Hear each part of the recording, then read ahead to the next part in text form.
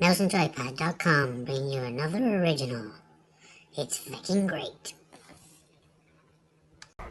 The spear thrust is aimed perfectly. It smashes through my guard and it rams home into my stomach before being savagely ripped out. The war chief bellows in victory as he throws his spear at me, only for it to get knocked aside. I'm a blur of motion, almost invisible to the naked eye as I smash my way through the mob of Uruks that have penned me in as their commander launched his attack.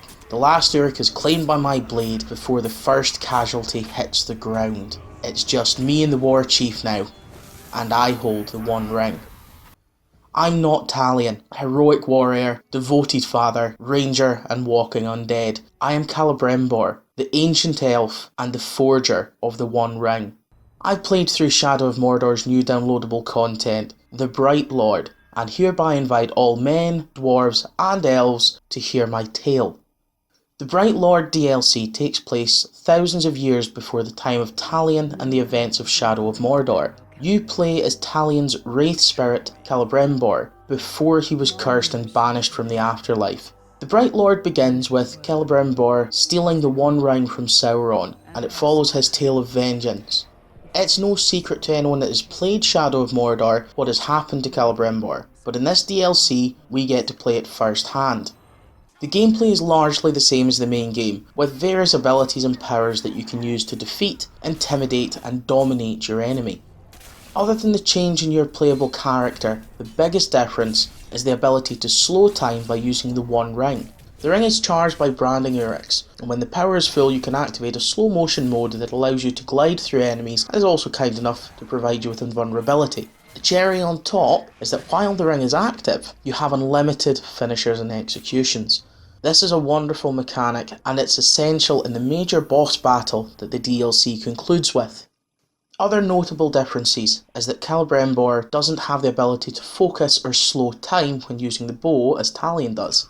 It means that those tricky long-range headshots take even more skill than before. To counter the more difficult aiming conditions, Celebrimbor doesn't need to charge his shots, meaning that a group of enemies can be harassed more easily even if the kill is harder. The Bright Lord DLC opens up several new story missions as you play through Celebrimbor's quest for vengeance against Sauron, but ultimately, these missions aren't anything new in terms of actual gameplay. You have to brand and dominate the war chiefs before taking on Sauron himself. The mission objectives do have a fair degree of variety. These range from creating a small army of Uruks and keeping them alive for a certain amount of time, to rescuing captured followers to flush out the enemy commander. It's a nice twist on what Shadow of Mordor has offered us so far, however it doesn't exactly break the bank. Aesthetically, the Bright Lord lives up to its parent game, although Celebrimbor's lip sync isn't the best in some of the cutscenes.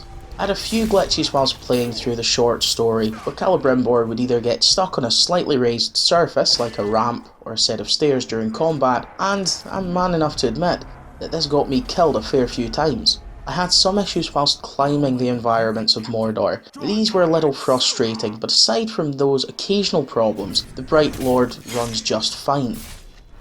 The Nemesis system is still in place, although spending time building up your own forces to fully utilise it is somewhat redundant, especially when you have the ability to simply brand everyone in sight with an area effect special and letting them simply filter through as the various captains and lieutenants get killed off.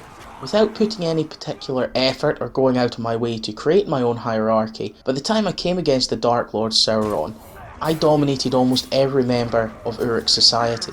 I wasn't a big believer in the Nemesis system in the main game. In my opinion, it was a nice gimmick, but it didn't really lead anywhere, so I wasn't that bothered with the lack of impact the Bright Lord DLC pack offers in this regard. I'm sure that if you're the kind of player who spent hours building your army, then you will still enjoy doing it in this edition, but for me, it's not the be all and end all. I really liked the Bright Lord DLC, and felt that the combat had been made weightier and the enemies more dangerous. Being able to play more and new missions for Shadow of Mordor can only be a good thing. And with various side missions also available, there's enough gameplay here to warrant visiting it again. The end battle is an epic struggle that was truly challenging, and also a good homage to the epic battles that the Lord of the Rings movies have become known for. The Bright Lord DLC isn't revolutionary. It doesn't completely change the gameplay or re-envisage anything from Shadow of Mordor, but it is a great deal of fun to play. There are a few control issues and a couple of glitches that became tedious very quickly, but on the whole, the new missions, new abilities and new playable character gives an extra few hours of precious gameplay for this title. It expands on Celebrimbor's story and allows players to wield the power of the One Ring. It's great fun carving through an enemy army like an ultimate badass. If you enjoyed Shadow of Mordor, then this DLC pack is a must buy. Finally, all will fear me and rejoice.